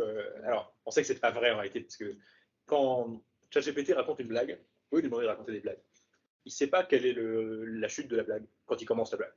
Par définition. Ça arrive à des gens bien aussi. Alors, ça arrive à des gens très bien, mais en général, c'est quand même pas conseillé. Donc, en principe, nous, quand nous commençons à raconter une blague, on sait d'avance on connaît d'avance la chute. En tout cas, c'est conseillé. ChatGPT, il ne peut pas faire ça, parce qu'il ne peut pas prédire quel sera le 4 millième mot. Il ne peut prédire que le mot suivant au fur et à mesure. Donc, forcément, on sait que, rien que par cet exemple-là, qu'il ne fonctionne pas de la même manière que nous. Mais n'empêche que, disons que comme on remplit certaines fonctions aussi bien, d'un point de vue fonctionnel, on peut faire des comparaisons assez intéressantes entre les deux. Et puis, alors, ce qui manque maintenant aux intelligences artificielles pour être encore plus semblables aux intelligences humaines, c'est d'avoir d'abord accès à d'autres données que du texte. Parce qu'évidemment, nous, on n'apprend pas que par le texte. C'est déjà beaucoup. Et en réalité, d'ailleurs, les modèles de langage ont montré la puissance du texte, en réalité. Parce que tout ce qu'ils arrivent à faire en n'ayant vu que du texte, c'est déjà gigantesque. Ils arrivent à prédire que si je lui décris la scène ici, que je lui dis que je pousse un peu le livre par là, ça va faire... sans doute le livre va tomber, quoi. Et ça, il le sait alors qu'il n'a jamais vu le monde physique. Il sait qu'il a appris tout ça par le texte. Donc c'est déjà beaucoup, mais ça ne suffit pas. Évidemment, nous, quand on naît, qu'on grandit et qu'on s'éduque, on apprend pas autre chose que par le texte, ou même que la parole. Alors on commence à voir des modèles multimodaux, comme on dit, donc qui utilisent à la fois de l'image en entrée, en sortie, du texte, du son. C'est pas encore non plus très développé. Et par ailleurs, ce qui leur manque, c'est... il y a les images, mais il y aura aussi l'accès au monde physique. Donc l'intégration avec la robotique sera intéressante, parce qu'un modèle puisse apprendre au fur et à mesure des données qui viendront de sa propre interaction avec le monde physique, ça c'est très intéressant. Et ce qui leur manque également, d'un point de vue plus philosophique encore, c'est la capacité à planifier. Ben, c'est comme pour les blagues, en fait. Ils ne peuvent pas planifier parce qu'ils ne font que écrire des mots les uns après les autres. Et donc, il faudrait qu'il y ait un modèle qui arrive avant ça, en amont, en quelque sorte, à rationnellement organiser ses priorités, à savoir sur quels outils doivent s'appuyer, à trouver des relations logiques entre des éléments, à identifier ces éléments. Et ça, c'est des choses que ne fait pas du tout, en fait, un modèle de langage. Il ne fait que du texte. Donc, on est encore assez loin, quand même, de quelque chose qui remplace l'intelligence humaine, même si peut-être qu'un jour, on y arrivera. Je crois qu'on a 2 questions en ligne. Peut-être que nous, on pourra continuer à discuter autour d'un verre, et alors que les personnes en ligne, eh bien, ça sera plus compliqué. Okay. Alors, on a une première question de Michel Berthaud. En quoi ces IA génératives auraient modifié votre parcours étudiant, rappel d'or? Et une deuxième peut-être plus légère, et après je pense qu'on sera bon sur les questions du chat. Avez-vous une idée du nombre d'utilisateurs réguliers de ChatGPT ou d'une IA équivalente parmi les participants à cette réunion? Ça, on peut faire le sondage assez rapidement, je pense. On peut commencer par ça. Oui, bien sûr. Combien de personnes il y a en ligne? Alors, nous sommes dans le chat 13 actuellement. 13 et une vingtaine en face. Ok. Et donc l'idée c'est quoi? C'est que je devine combien on utilise ou c'est qu'on fasse un sondage? Parce que j'avoue, j'ai pas tellement d'idées. Mais j'imagine que si vous êtes là, c'est que vous avez quand même au moins essayé. Et je sais pas combien utilisent couramment ensuite, quotidiennement. Moi j'utilise quotidiennement, mais je pense pas que ce soit le cas de tout le monde. Non. Donc je sais pas qui l'utilise au moins une fois par semaine. Oui, donc déjà beaucoup. Je pense que c'est plus que la moyenne de la population. Ah oui, donc voilà. Donc, il y avait la question sur pour le chat, juste pour dire qu'il y avait bien plus de la moitié des gens qui disaient oui. Et alors sur le parcours étudiant, bonne question que je ne m'étais pas posée. Je pense que je m'en serais beaucoup servi comme d'un tuteur pour apprendre des choses. Ce qui est un truc où, évidemment, quand on voit ChatGPT et qu'on voit qu'il est particulièrement bon pour simplifier des choses, plus qu'il ne l'est pour développer et complexifier d'ailleurs des idées, ça donne tout de suite envie de s'en servir comme d'un tuteur et d'un précepteur individuel et qui, comme vous le disiez, ne se fatigue jamais, qui ne répond à toutes les questions. Et pour certains sujets, ça marcherait, je pense, assez bien. Pour d'autres points. Mais ça, c'est un peu un truc parce que moi-même, j'étais curieux de certains sujets et donc je serais allé vers ça. C'est pas une panacée pour les élèves qui seraient pas déjà curieux et travailleurs et qui n'auraient pas envie de. Genre, ça remplace pas évidemment ni les classes ni les professeurs parce que disons que l'élève qui va se faire des cours de physique lui-même avec ChatGPT, je pense qu'il était déjà bon en physique en fait. Mais moi, je m'en serais probablement servi comme ça parce que c'est assez pratique pour se faire des exercices, pour se faire auto-corriger des exercices. Bon, il y a des choses. Alors, et je terminerai sur ça. Il est assez bon en latin. Il fait de l'assez bon thème latin. Il est totalement nul en grec ancien. C'est qu'il ne sait même pas qu'il fait du grec moderne alors, quand on lui demande du grec ancien.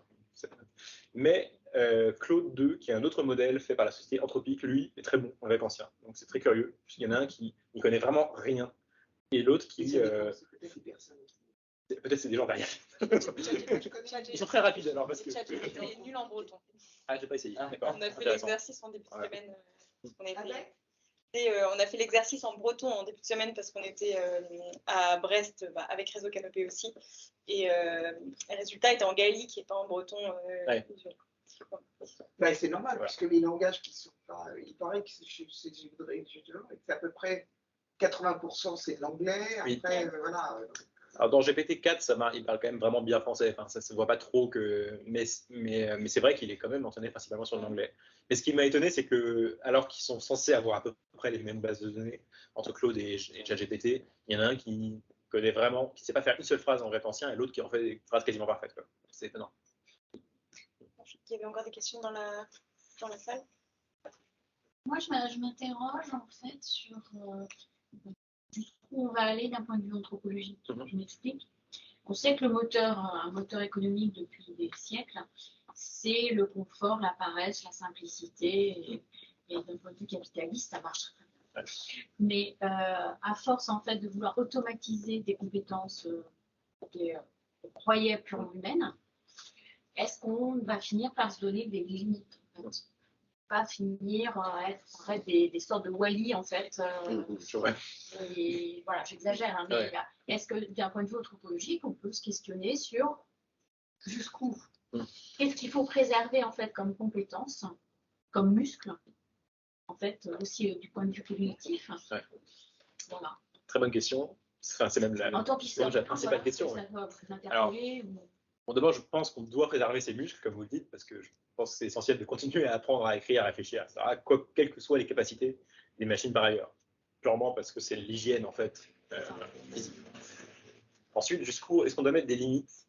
Bon, d'abord, je pense que c'est toujours difficile de mettre des limites sur les technologies qui elles-mêmes donnent un surcroît de puissance aux États et aux sociétés qui s'en servent. Et puis, alors, admettons, faisons un peu de science-fiction, disons, admettons que, parce que là, on n'en est pas encore là, mais qu'on ait des systèmes d'intelligence artificielle qui arrivent au niveau, disons, d'un bon ingénieur humain, même sans le dépasser. Ça veut dire qu'on peut avoir des millions de bons ingénieurs humains qui bossent 24 heures sur 24 et qu'on peut faire bosser comme ça dans le cloud. Et ça voudrait dire qu'on pourrait leur dire, allez, trouvez-moi la fusion nucléaire, trouvez-moi des solutions pour le changement climatique, etc. Et si on avait ça et que ça marchait, encore une fois, on n'est pas là, mais si ça marchait, j'aurais du mal à dire, même éthiquement, qu'on pourrait s'en passer, en fait, parce que ce serait on aurait un tel gain à tirer de ça collectivement, notamment sur des sujets capitaux comme le changement climatique, d'autres aussi, que ça me paraîtrait presque dangereux en fait, de mettre des limites. La question, ce serait donc de trouver une société qui arrive à concilier l'existence de ce genre de système avec, bon, je pense que quand même, on n'aime pas vraiment, on n'aime pas trop s'ennuyer, et donc on va trouver des choses à faire, quoi qu'il arrive. Mais sur le plan sociétal, c'est vertigineux, parce que tout est basé sur le travail, que chacun ait un travail.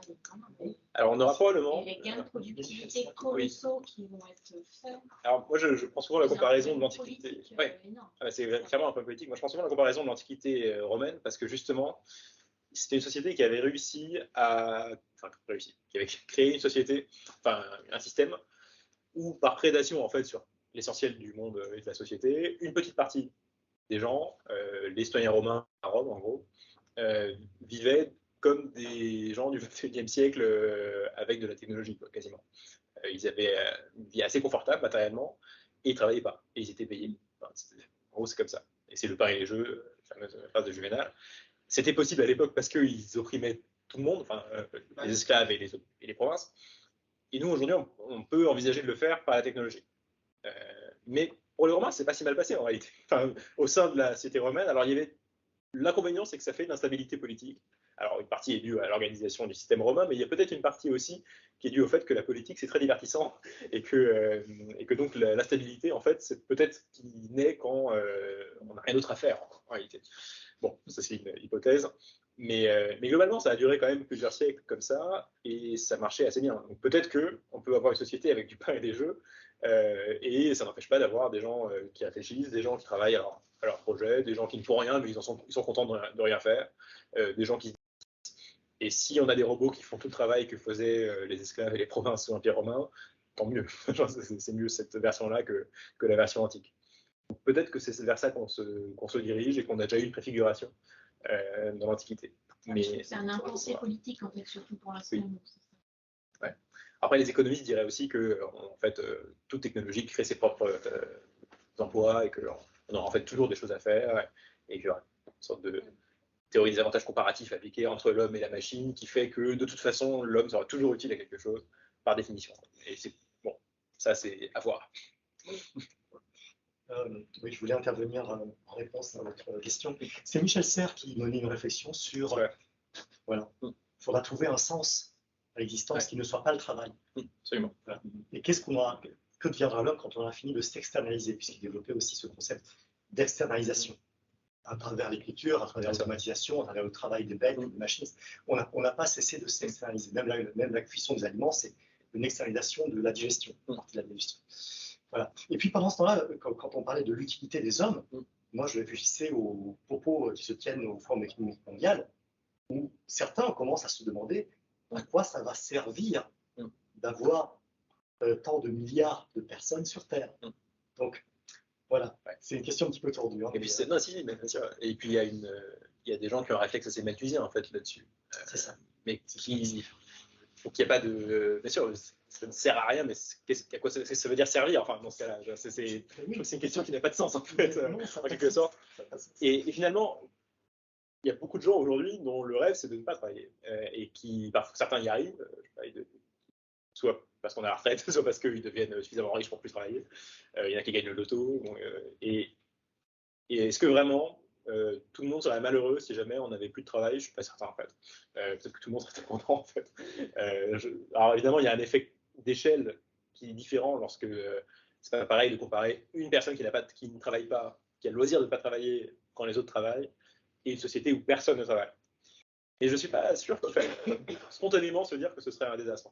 En réalité, quand on regarde les personnes retraitées, il y en a beaucoup qui s'engagent en plus dans des causes, dans des associations, tout ça, et parce qu'ils ont envie de se rendre utile. Tout le monde, en fait, oui, voilà, ceux que le travail rend heureux, ils trouvent quelque chose à faire. Et ceux pour qui le travail était plutôt quelque chose de pénible, ben, ils seront contents de ne pas le faire. Et là, on peut revenir aux réflexions d'Albert Jacquard, qui distinguait travail et occupation.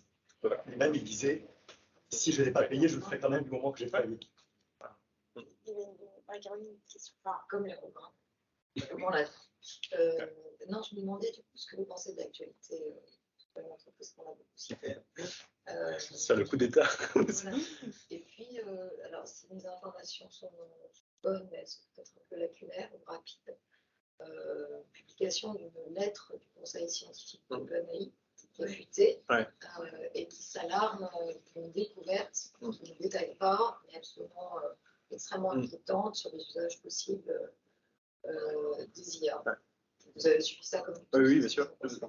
Je voulais juste rajouter, justement, comme vous le disiez là, vous avez, vous, personnellement, très confiant dans les usages de cet outil, alors que, justement, les créateurs de cet outil, eux, ils ont l'air quand même hyper inquiets.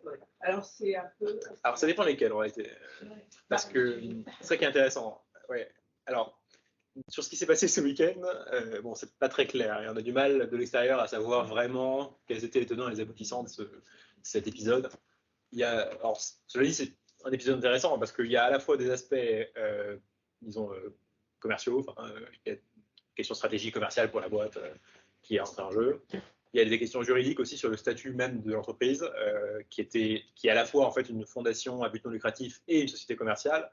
Elle a commencé comme un organisme à but non lucratif, puis ils ont créé une branche commerciale qui en fait est devenue la plus importante. Voilà. Donc il y a aussi cette question-là. Et il y a une question, disons, philosophique qui est est-ce qu'on est en train de créer quelque chose de dangereux ou pas? Avec des lignes de fracture qui ne sont pas toujours les mêmes selon ces différents étages, mais où en gros on a un camp autour de l'ex et nouveau CEO Sam Altman qui est plutôt qui est peu inquiet en fait sur le risque posé par la technologie et qui par conséquent veut faire d'OpenAI une grande plateforme commerciale de l'IA. Et donc ça se tient, de ce point de vue-là. Et d'autres qui sont plutôt à la fois convaincus que OpenAI doit rester un organisme de recherche fondamentale et finalement beaucoup moins commercial qu'elle ne l'est devenue, et qui souvent, eux, sont plus convaincus que l'IA peut poser un danger pour la société. Après, alors je pense que l'existence même d'OpenAI, qui a été fondée par Elon Musk et par d'autres personnes du même genre, dans l'idée que l'IA était un danger, et qu'il fallait donc avoir un organisme qui la développerait de manière éthique, et pour éviter un monopole de Google ou de Microsoft sur cette question-là, l'existence même, en fait, la nature même de cette institution a attiré des gens, notamment dans leurs développeurs et les employés, qui partageaient cette crainte-là. Donc il y a un processus d'autosélection, je pense, de gens relativement sensibles à cette dimension existentielle en fait, du risque de l'IA. Alors qu'il y a d'autres organismes de recherche, notamment ceux de Meta qui sont dirigés par Yann LeCun, qui ne se sentent pas du tout concernés par ce débat, et pour qui l'inquiétude liée à l'IA, en fait, elle n'a pas lieu d'exister du tout. Yann LeCun est vraiment quelqu'un de beaucoup plus optimiste que je ne l'ai été là ce soir encore sur les risques, et qui pense qu'en fait, ceux qui parlent d'une possibilité que l'IA amène la destruction de l'humanité, c'est vraiment des huluberlus. Oui, mais il y en a eu d'autres avant, Turing, Einstein.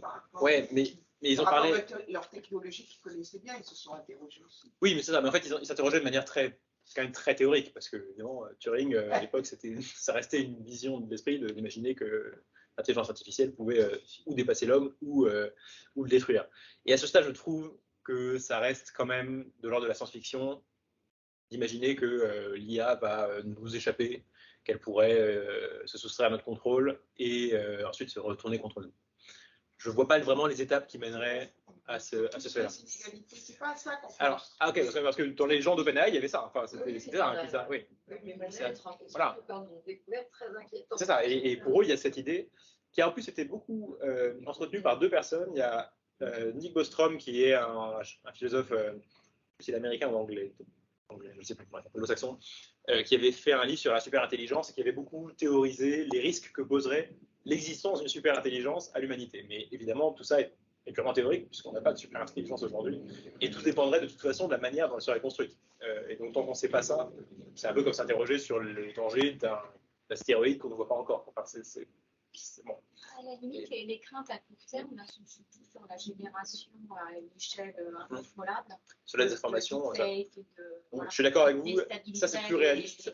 C'est plus réaliste, mais c'est pas ce que les chercheurs en IA d'OpenAI mettent en avant. Enfin, pour eux, le risque, c'est le risque quasiment du même niveau que la bombe atomique. Enfin, pour eux, c'est ça.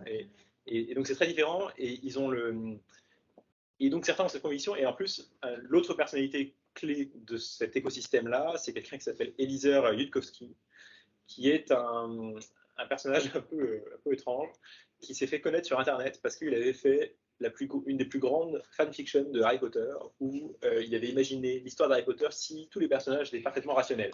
Et il se trouve que ce type est devenu extrêmement connu sur Internet, et il a été le penseur le plus influent en réalité sur le risque existentiel posé par l'IA. En fait. Et plein de gens, y compris chez OpenAI, sont des adulateurs en fait, de cette personnalité, qui voient comme c'est quasiment un gourou en fait, du risque existentiel de l'IA.